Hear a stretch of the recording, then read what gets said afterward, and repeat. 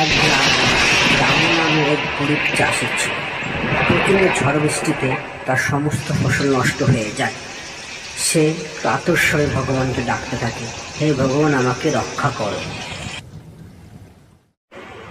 রামু বাড়িতে এসে তার বউকে বলতে লাগে, কি করে আমাদের সংসার চলবে, কি খাবো, সমস্ত ফসল নষ্ট হয়ে গেছে। তার বউ বলল, চিন্তা করো না গো, সব ঠিক হয়ে যাবে।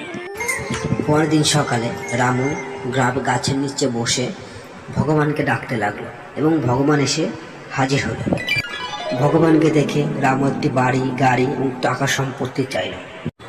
ভগবান বলল, তথাস্তু, কিন্তু তোর যা হবে তার দ্বিগুণ প্রতিবেশীদের হবে। রামু আনন্দের সাথে খুশি হয়ে ধয় ধয় করতে নাচতে নাচতে বাড়ির দিকে যেতে লাগলো।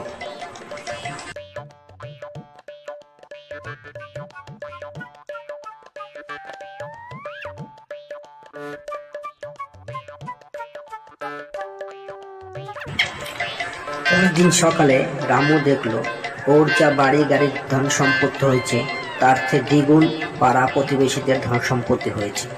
রামু খুব চিন্তিত হয়ে পড়ল। রামু দেখলো নিজের যা সম্পত্তি হচ্ছে পাড়া প্রতিবেশীদের তার দ্বিগুণ পরিমাণে সম্পত্তি হচ্ছে। ভগবানকে আবার ডাকলো এবং বলল, হে ভগবান, আমার একটা চোখ কানা করে দাও। সাথে সাথে তার একটা চোখ কানা হয়ে গেল।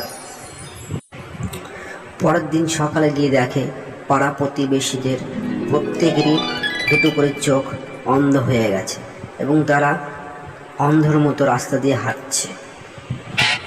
রামু মনে মনে খুব খুশি হলো এবং সমস্ত সম্পত্তির মালিক সে এখন হয়ে গেল।